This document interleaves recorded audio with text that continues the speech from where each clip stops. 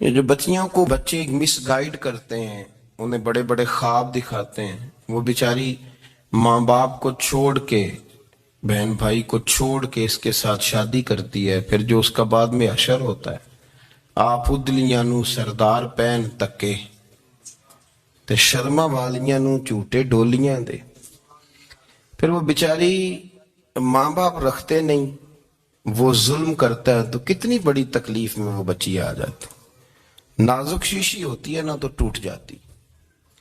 یہی حال اب جدید خواتین اور یہ جو کچھ اینکر پرسن ہیں، یہ اصل میں نا یہ آپ کو سیاست سکھاتے ہیں، لیکن یہ مادر پیدر آزاد لوگ ہیں، بالکل آزاد۔ یہ تو علماء شور نہ کریں، بات نہ کریں، گفتگو نہ کریں، مشائخ بات نہ کریں، اور یہ جو کچھ سنجیدہ اور دینی طبقہ ہے یہ کوئی شور نہ کرے، یہ تو روڈوں پہ ننگے ہو کے آ جائیں معاذ۔ خوفناک نظریہ رکھتے ہیں یہ لوگ۔ عورت کو کہتے ہیں تیرے حقوق ہم تجھے لے کے دیں گے، مثلاً وہ کون سا حق ہے جو تم نے لے کے دینا ہے؟ میرے نبی کریم صلی اللہ علیہ وسلم اس کو بیٹی بھی بنایا ہے، اس کو بہن بھی بنایا ہے، اس کو ماں بھی بنایا ہے، اسے بیوی کا عالی شان رتبہ بھی عطا فرمایا ہے۔ اور چونکہ بیٹی کا بھی حق بڑا بیان کیا جاتا ہے، بہن کا بھی، ماں کا بھی، اور بیوی کے معاملے میں لوگ سمجھتے ہیں کہ زیادہ بات نہیں کرنی چاہیے، شاید مسئلہ خراب ہو جائے۔ حالانکہ نبی پاک صلی اللہ تعالی علیہ وسلم نے بیوی کے بارے میں پتہ کیا فرمایا؟ فرمایا جب تم نکاح کر لیتے ہو تو اپنا ایمان محفوظ کر لیتے ہو۔ اب میں اس کی شرح نہیں کرتا، اب خود کر لیجئے گا کہ وہ ایک ایسی شخصیت ہوتی ہے کہ جس کی موجودگی میں آپ کا ایمان محفوظ ہے۔ اب میں نہیں سمجھتا کہ اس سے بڑی بات کوئی اور ہو سکتی ہے، جس کی موجودگی میں آپ کا ایمان، اور بھئی یہ حدیث پاک عرض کر رہا ہوں، نکاح جب کوئی کر لے تو اس نے اپنا ایمان مکمل کر لیا، اس کا معنی یہ ہوا کہ آپ کا ایمان محفوظ ہے اس کی موجودگی میں۔ تو اس سے زیادہ بھی، یعنی ایمان سب سے قیمتی چیز ہے نا، تو اس کے محفوظ ہونے کی وجہ حضور نے نکاح بیان کر دی۔ اب میرا خیال ہے بیوی اگر کوئی اس سے بڑا حقوق مانگے گی تو بیوقوفی کرے گی۔ اتنا بڑا درجہ نبی کریم نے اسے عطا کر دیا، اتنا بڑا مقام دے دیا کہ تو خامد کے ایمان کے محفوظ ہونے کا ذریعہ بن گئی ہے۔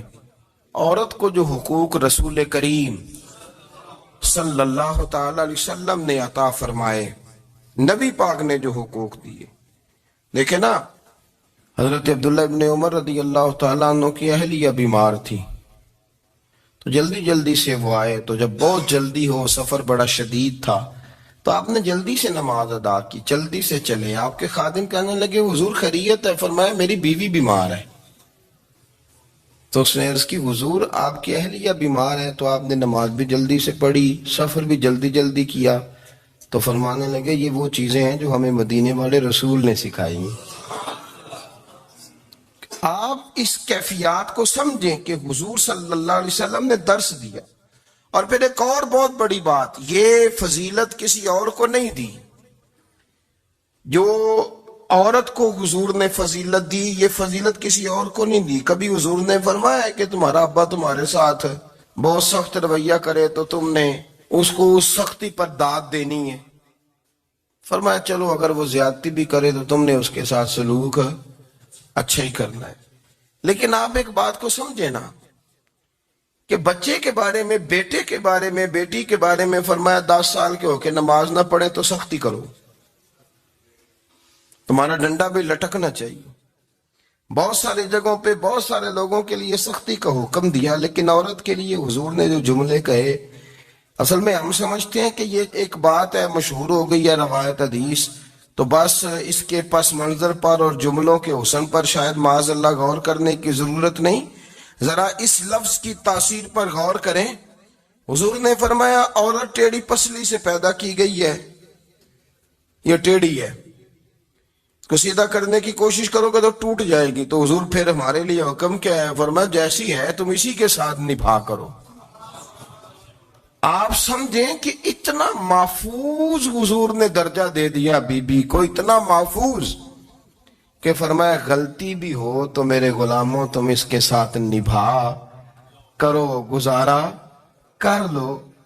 کو کیا اور حق چاہیے عورت کو جس کو اس کی غلطیوں سمیت نبی پاک نے قبول کرنے کا حکم دے دی کہ اس کی کمزوریوں سمیت قبول کر لو. اب اس کو اور کیا کوئی کمزوریوں سمیت قبول کرتا ہے؟ کبھی آپ دکان پہ بیٹھے ہو تو آپ کہیں بھی اس میں یہ بھی غلطی، میرے مال میں یہ بھی کمزوری ہے، یہ بھی کمزوری ہے، یہ بھی کمزوری ہے، تو کر لے قبول. کرتا ہے کوئی؟ کوئی شخص ایسا ہو جو کسی چیز کی کمزوریاں بیان کر کے کہ اسے قبول کرو؟ پر رسول کریم صلی اللہ تعالی علیہ وسلم نے نا ہمیں سبق دیا، حضور نے ہمیں درس دیا، نبی پاک نے ہمیں پیغام دیا.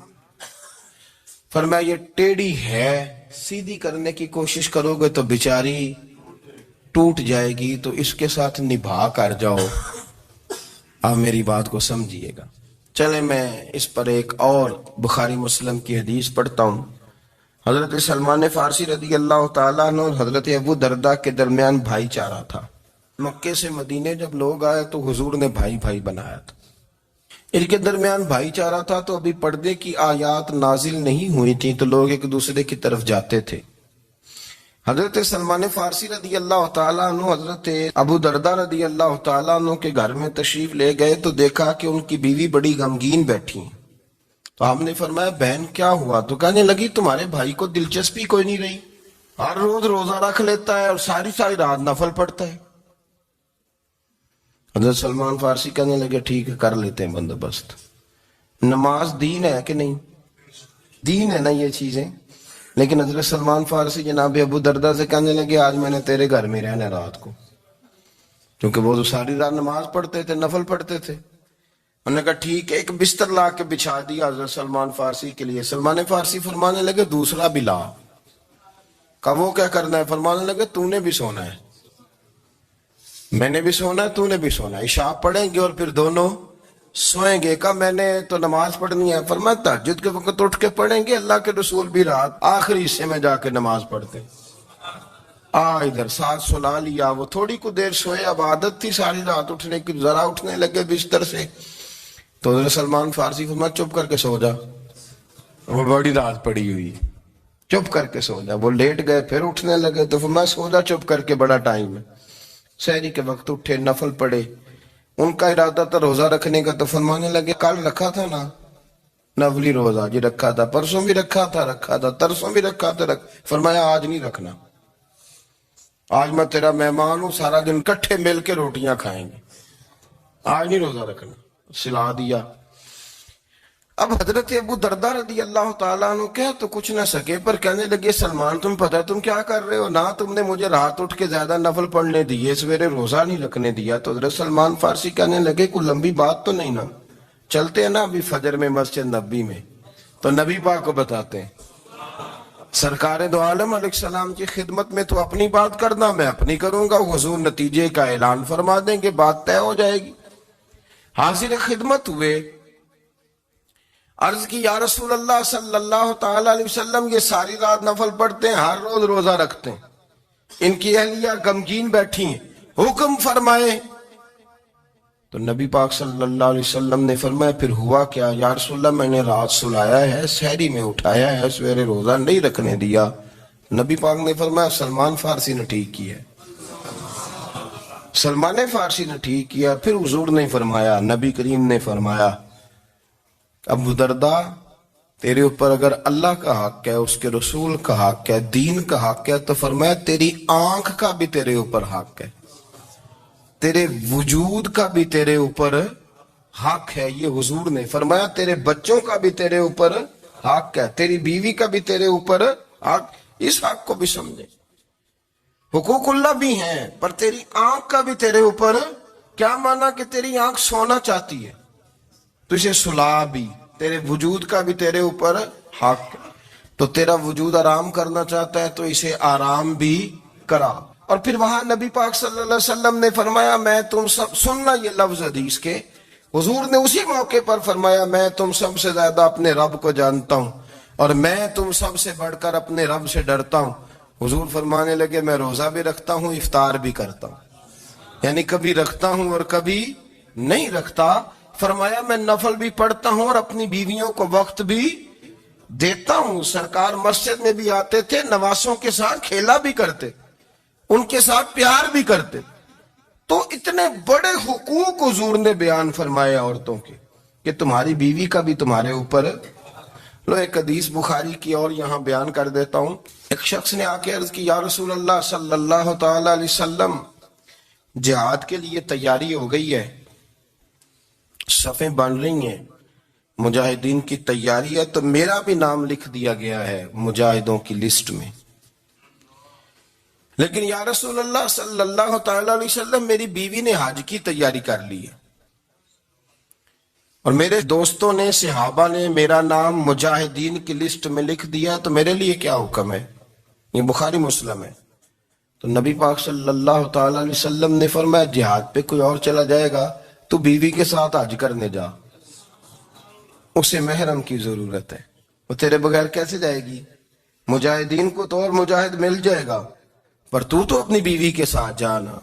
نبی پاک صلی اللہ علیہ وسلم نے مرد کو محافظ بنایا ہے, عورت کو مرد کا قیدی نہیں بنایا, بلکہ عورت کو حفاظت عطا کی اور مرد کو اس کا محافظ بنایا. اب بچیاں آزاد ہونا چاہتی ہیں, اور آزادی بھی وہ والی کہ جو بنیادی طور پر آزادی نہیں, فحاشی ہے. میں نے بہت پہلے کہا ہے کہ اسلام بیٹیوں کو قیمتی سمجھتا ہے.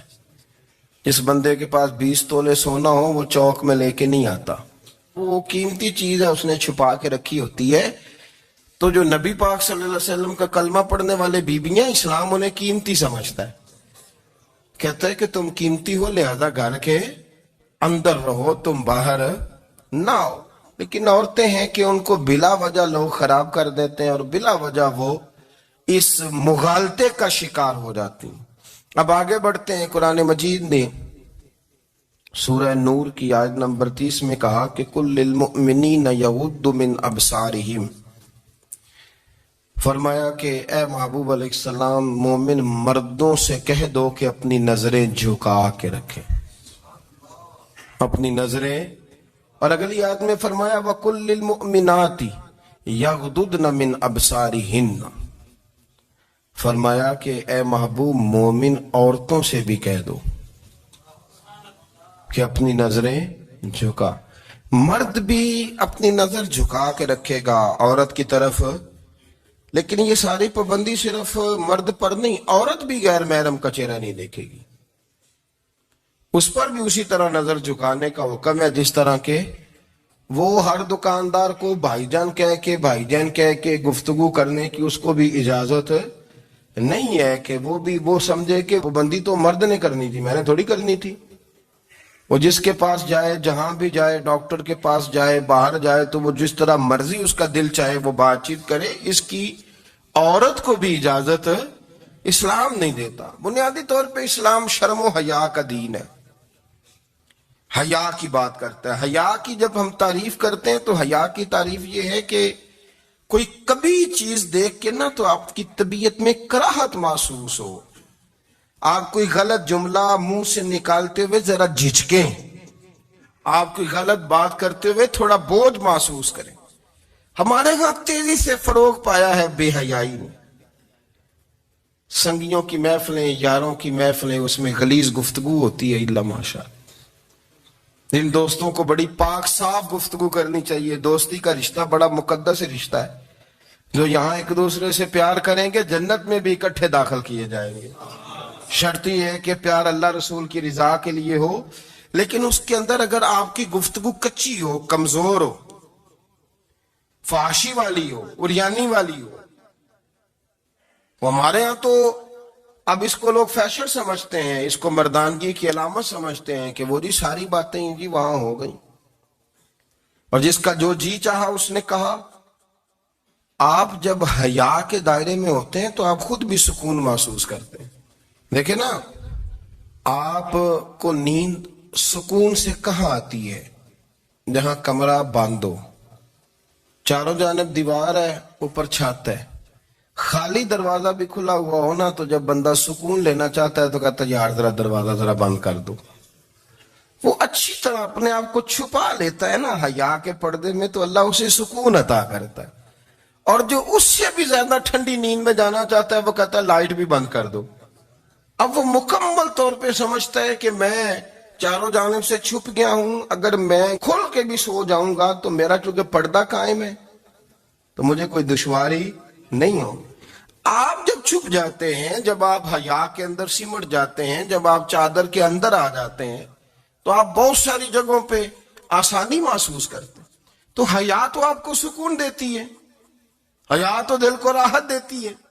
میں بڑی ذمہ داری سے بات عرض کرتا ہوں، قرآن مجید نے نا ایک مقام پہ مذاق کو، ایک مزاح ہوتا ہے خوش طبی، وہ نہیں، مذاق اڑانا، قرآن پاک نے نا مذاق کو ایک جگہ پہ جاہلوں کا طریقہ بھی قرار دیا ہے۔ بنی اسرائیل کے لوگوں سے حضرت موسیٰ نے کہا کہ گائے ذبح کرو اور ایک ٹکڑا مقتول کو مارو، زندہ ہو کے خود بتا دے گا مجھے کس بندے نے قتل کیا۔ تو کہنے لگے آپ ہمارے ساتھ مذاق کر رہے ہیں۔ تو قرآن مجید کہتا ہے کہ حضرت سیدنا موسیٰ علیہ السلام فرمانے لگے اعوذ باللہ ان اکون من الجاہلین، فرمانے لگے میں اللہ کی پناہ مانگتا ہوں کہ میں جاہلوں میں سے ہو جاؤں۔ یہ مذاق کرنا تو جاہلوں کا طریقہ ہے۔ اگر آپ کی زبان سے بے حیائی کا جملہ نکل گیا، اگر آپ کی زبان سے بے حیائی کا جملہ نکل گیا، آپ نے کہہ دیا کہ ہم آزاد لوگ ہیں، جو مرضی کریں گے، جو مرضی کہیں گے، جو ہمارا دل میں آئے گا کریں گے، تو پھر تو لوگ آپ کا وہ حشر کریں گے کہ آپ سے برداشت ہی نہیں ہوگا۔ جس کا لوگ مذاق بنا لیتے ہیں اور جو مذاق بن جاتا ہے پھر اسے کچھ جینے دیتا ہے۔ آپ حیا کی چادر میں چھپیں گے تو بچیں گے۔ اگر آپ نے اپنا مذاق بنوا لیا یہ کہہ کے کہ میں نے مرضی کرنی ہے، پھر یاد رکھنا چھپنے کو جگہ نہیں ملے گی، پھر تکلیف میں آ جائیں، پھر بہت بڑی اذیت کا شکار ہو جائیں۔ شرم و حیا، عرب کے اندر جو کنواری لڑکیاں تھیں ان میں بڑی حیا ہوتی تھی۔ الحمدللہ میں بڑے فخر سے کہتا ہوں کہ میرے پنجاب کی، میرے پاکستان کی بیٹیاں بھی 20 دفعہ ان کا ابا کہے تیری شادی کرنی ہے تو وہ آنکھ نہیں اٹھا پاتی آج بھی۔ یہ تو وہ چند لوگ ہیں جو کہتے ہیں ہم ہائی کلاس ہو گئے، ہمیں نہیں پتا کہ وہ روشن خیال ہو گئے ہیں کہ روغن خیال ہو گئے، پتہ نہیں کدھر چلے گئے۔ ورنہ ہماری بیٹیاں آج بھی جب ان سے ان کا باپ، ان کی ماں بات کرتی ہے تیری شادی کی، تو وہ تو شرم کے ساتھ پچھلے سے پچھلے کمرے میں چھپتی ہیں۔ یہ اللہ نے فضل کیا ہوا ہے اس ملت پر۔ تو عرب کی لڑکی بڑی حیا والی ہوتی تھی، اس سے کوئی بات کرنی پڑتی تھی تو 20 دفعہ بات کی جاتی، پھر بھی وہ عورت چھپتی پھرتی تھی۔ حضرت عائشہ صدیقہ رضی اللہ تعالیٰ عنہ فرمانے لگیں میرے نبی پاک صلی اللہ علیہ وسلم عرب کی کنواری لڑکیوں سے بھی زیادہ حیا کرنے والے۔ قاضی اعجاز مالکی نے، شیخ عبدالحق محدث دہلوی نے، دیگر بزرگ جو سیرت نگار گزرے انہوں نے لکھا ہے کہ نبی پاک صلی اللہ علیہ وسلم کے اندر 100 مردوں سے زیادہ طاقت تھی، 100 مردوں سے زیادہ طاقت۔ اب جو بات کہنے لگا ہوں، جو نتیجہ دینے لگا ہوں، اس پر خاص توجہ آپ فرمائیں گے۔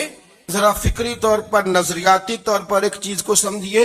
ہم سمجھتے ہیں کہ جوان لڑکا ہے جی جو مرضی کرے، عمر ہے جی۔ آپ ذرا بات پر غور کیجئے گا کہ حضور صلی اللہ علیہ وسلم میں طاقت 100 مردوں سے زیادہ ہے اور حیا کنواری لڑکیوں سے بھی زیادہ ہے۔ ذرا اس بات کا تقابلی جائزہ کیجئے گا کہ طاقت 100 مرد سے زیادہ ہے لیکن حیا کنواری لڑکی سے بھی زیادہ ہے۔ اس کا معنی یہ ہوا کہ جس ٹہنی کو پھل زیادہ لگ جاتے ہیں وہ جھکا کرتی۔ تو حیا تو حسن ہے، حیا تو آپ کو پاک صاف کرے گا، حیا تو آپ کو نرالا کرے گا، انوکھا کرے گا۔ وہ ہمارے ایک دانشور ہے، تو انہوں نے مضمون لکھا، کئی باتیں بڑی پسند آتی ہیں۔ وہ کہتے ہیں کہ میری اہلیہ، ان کو بھی کسی نے نا مس گائیڈ کر دیا تھا، حالانکہ اچھی خاتون ہے، کسی نے مس گائیڈ کر دیا، تو وہ بھی سماجی اور ویلفیئر اور یہ خواتین کو شوق ہوتا نا بننے کا، تو وہ بھی سماج کے اندر اچھا مقام تلاش کرنے کے موڈ میں آ گئی۔ تو کہیں ایک دن جانا تھا تو بڑی بن سنور کے میرے ساتھ وہ گاڑی میں بیٹھ گئی۔ تو میں گاڑی میں، عورتوں کو یہ بھی مسئلہ ہوتا ہے نا کہ ہماری تعریف کرو، تو کئی دفعہ بعد مردوں بیچاروں کو جھوٹ بولنا پڑتا ہے، تو زبردستی کراتی ہیں نا جی۔ تو اس میں گنجائش بھی دی ہے شریعت نے گنجائش دی ہے کہ کبھی بیوی کو راضی کرنے کے لیے خلاف واقعہ بات کرنی پڑے تو کر لینی چاہیے، تو وہ کراتی بھی ہیں۔ 3 موقع پر خلاف واقعہ بات کرنے کی اجازت ہے، واقعے کے خلاف بھی آپ بات کر سکتے ہیں۔ جنگ کے موقع پر 2 لوگوں کو صلح کرانے کے لیے اور بیوی کو راضی کرنے کے لیے کر لیں کوئی ایسی بات، بے شک اپنی طبیعت پہ جبر کر کے کر لیں، گنجائش ہے، اجازت ہے۔ تو وہ کہتے ہیں جب وہ گاڑی میں میرے ساتھ بیٹھی بن سور کے، تو وہ تقاضا کرنے لگی کہ میں نے بڑے اچھے کپڑے پہنے ہیں پر آپ نے توجہ نہیں کرائی۔ وہ سیاںا بندہ تھا، وہ چاہ رہا تھا کہ میری خاتون سمجھ جائیں۔ وہ کہتے ہیں مجھے پتا تھا کہ بیچاری مس گائیڈ ہو گئی ہے، دل کی بڑی اچھی ہے، سیانی ہے، لیکن اس کو کچھ خواتین نے، کچھ لوگوں نے مل کے اس کو ذہن غلط کر دیا ہے کہ سماج میں نکلو، باہر جاؤ، کام کرو، فلاں کرو، اپنی مرضی سے جیو۔ تو میرے ساتھ گاڑی میں بیٹھی کہیں جانے کے لیے، تو مجھ سے کہنے لگی کہ آپ نے میری طرف توجہ ہی نہیں کی، آپ نے کوئی ذکر ہی نہیں کیا کہ میں کیسی لگ رہی ہوں۔ تو وہ کہتے ہیں میں نے اسے کہا کہ اگر تو ناراض نہ ہو تو پھر میں صحیح والی تعریف کر دوں۔ تو اس نے کہا کہ آپ کر دیں۔ تو کہتے ہیں میں نے درد سے اور خلوص سے اپنی بیوی سے کہا، خلوص کے ساتھ میں نے کہا میں تو روز گھر ہوتا ہوں، روز شام کو گھر ہوتا ہوں، اگر تو میرے لیے تیار ہوتی تو میں تیری تعریف کرتا، لیکن آج تو باہر جانے کے لیے تیار ہوئی، تو پھر ان سے تعریف کی امید رکھ جن کے لیے تو نے تیاری کی ہے۔ میرے لیے تیاری کرتی تو میں تو ہر شام تیرے پاس ہوتا ہوں۔ کہتے ہو میرے لفظوں میں درد تھا تو وہ بھی رو پڑی اور کہنے لگی آپ گاڑی روک دیں، مجھے باہر جا کے کسی کو راضی نہیں کرنا، میں نے اسے راضی کرنا ہے جس کو رب کریم نے میرا شوہر بنایا ہے اور میرے لیے منتخب کیا ہے میرے ماں باپ کو، میں واپس لوٹتی ہوں۔ یہ ایک پہلو ہے سلگتا ہوا، اس کو سمجھا جائے۔ رسول کریم صلی اللہ علیہ وسلم عرب کی کواری لڑکیوں سے زیادہ حیا والے تھے، کواری لڑکیوں سے زیادہ حضور حیا فرمایا کرتے تھے۔ جب خانہ کعبہ کی مکہ شریف میں تعمیر ہو رہی تھی نا، اہل عرب اس کو تعمیر کر رہے تھے، تو نبی پاک صلی اللہ علیہ وسلم اپنے چچا حضرت عباس کے ساتھ خانہ کعبہ کی تعریف میں مصروف تھے۔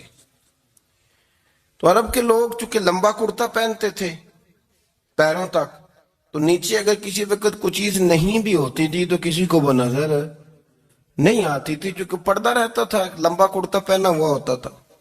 تو جب بچے، سرکار کی عمر مبارک بھی ابھی تھوڑی تھی، تو اس طرح بچے جب نکلتے تو وہ کئی دفعہ اپنی تہمت اتار دیتے نیچے سے، اور کوئی مزدوری کرنے لگتے تو 3-4 طے کر کے تہمت کی کندھے پہ رکھ لیتے، جس طرح کبھی دیہاتوں میں لوگ کپڑا سر پہ رکھتے تھے کہ اوپر اگر کوئی وزنی چیز رکھیں گے تو وہ تکلیف نہیں دے گی۔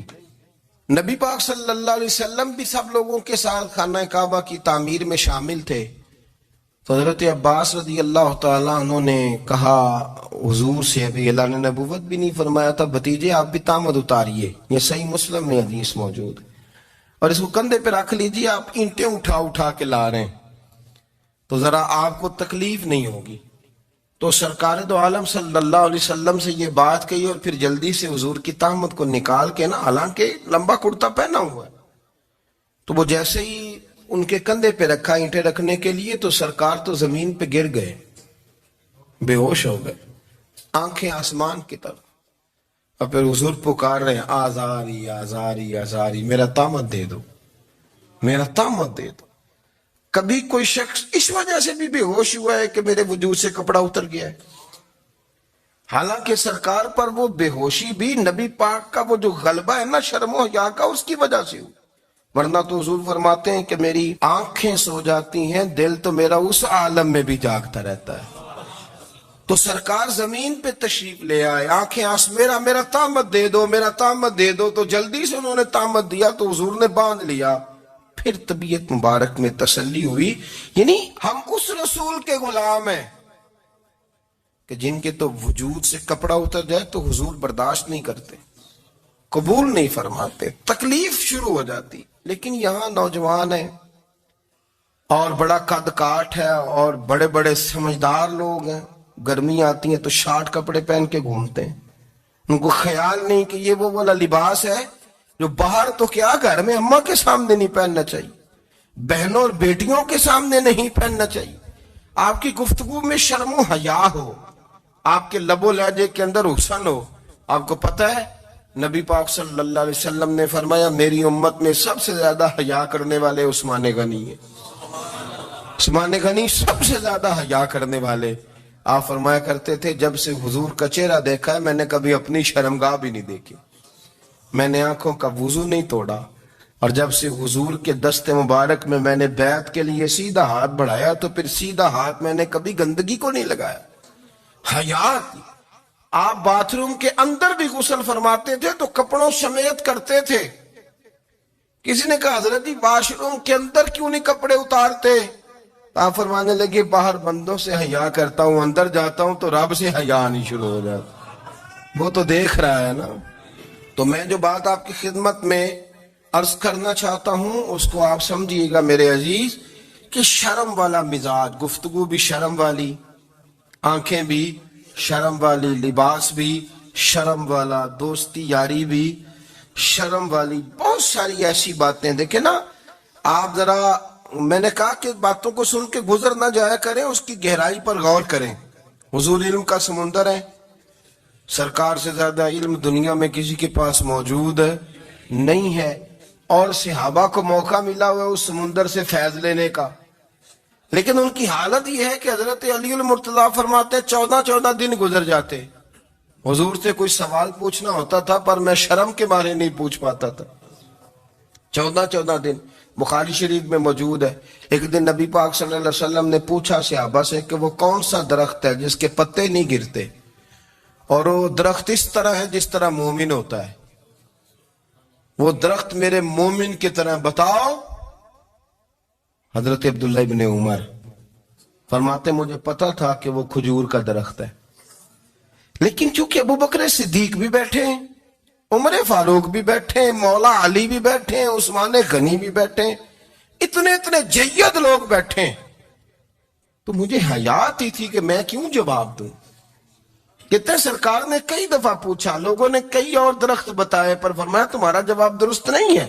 آپ حیا کے اس پہلو پر غور کریں کہ سوال کا جواب آتا ہے، سوال کا جواب، یعنی مجھے سوال کا جواب آتا اور پھر میں دوں نہ، مجھے بدعزمی نہ ہو جائے گی؟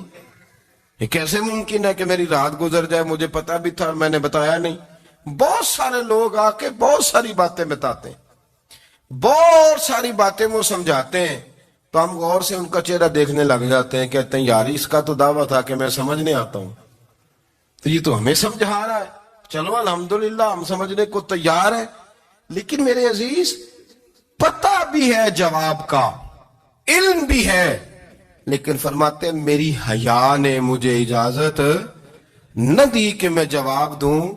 آپ فرماتے ہیں پھر حضور سے صحابہ نے عرض کی کہ یا رسول اللہ آپ ہی بتا دیں وہ درخت کون سا ہے، تو حضور نے فرمایا بھئی وہ کھجور کا درخت ہے۔ تو آپ فرماتے ہیں میں دل میں کہہ رہا تھا کہ الحمدللہ میرا جواب درست ہے، حالانکہ میں نے جواب دیا ہی نہیں۔ تو لفظوں میں حیا، جملوں میں حیا، آنکھوں میں حیا، اٹھنے میں حیا، بیٹھنے میں حیا، چلنے میں حیا ایک خوبصورت حسن ہے، اور نبی پاک صلی اللہ علیہ وسلم نے فرمایا جب تو بے حیا ہو جائے نا پھر تو آزاد ہے، پھر تو جو مرضی کا، پھر تو جو۔ اس لیے بزرگ جب کسی کو بے حیا کہتے تھے نا،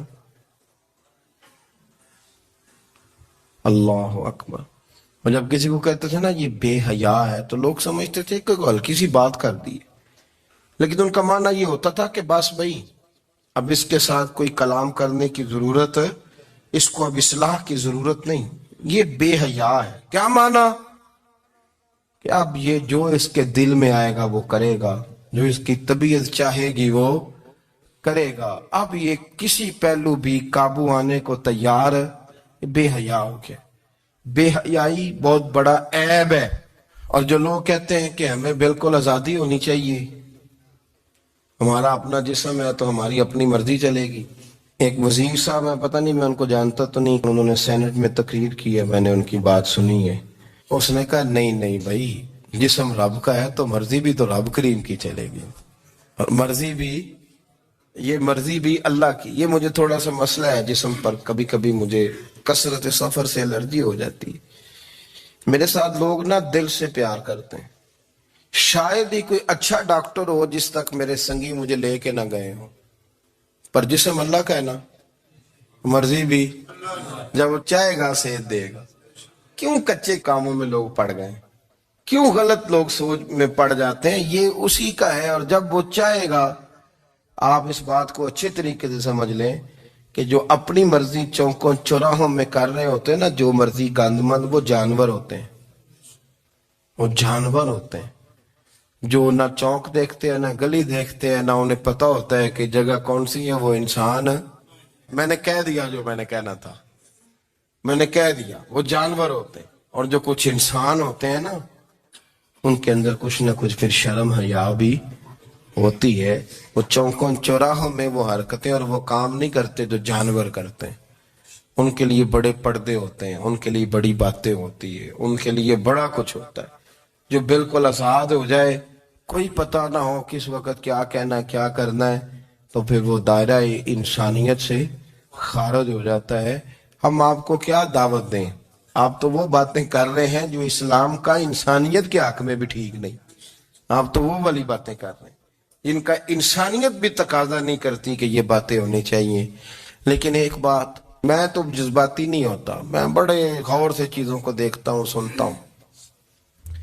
और ना मैं उन मौसमी मेंढकों की, वो मुझे राहतिक साहब कहने लगे जी बड़े बड़े मौलवी एक बंदे के साथ बैठे हुए होते थे और वो रोजे में बड़े बड़े दरस देता था, तो वो भी फलानी फलानी हरकतें कर रहा है। तो मैंने कहा हमने तो पुराना कहा था कि मौसमी मेंढक है, तो पुराने कह रहे हैं कि अदाकार है, तो वो जहां कास्ट करेंगे वहां वो अदाकारी करेगा। आप किसी मजहबी जगह कर ले तो वहां कर लेगा, कहीं और जगह करेंगे तो हम तो पुराना कह रहे हैं। तो किसी को कभी समझ आती है तो किसी को कभी और जगह जाके समझ आती है। हम इन लोगों से परेशान नहीं होते, क्यों? सुन ले, कोई मायूसी नहीं। इनके अंदर जितना जोर है वो लगाएं। ये मुल्क बना है रसूलुल्लाह के नाम पे, ये अल्लाह ने तोहफा दिया है उम्मत मुस्लिमा को, ये नबी पाक के नाम पे बना है। तो यहाँ झंडा भी वही वाला बुलंद होना है जो मदीने वाले रसूल का झंडा है, और यहाँ वही काम चलेगा जो नबी पाक ने बयान फरमाया। तो इस तरह कई लोग आते हैं, वो शोर शार करते हैं, चले जाते हैं। इतने ना परेशान हुआ करें, बहुत सारे लोग तो बेचारे इस काबिल भी नहीं है कि उनका नाम लिया जाए। मतलब इतना हम उनको अहमियत दे दें, उनका जिक्र करें, उनका नाम लें, उनकी बात करें, वो बेचारे इस काबिल ही नहीं है। मतलब स्टेटस ही नहीं है हमारा, इतने फारग है हम।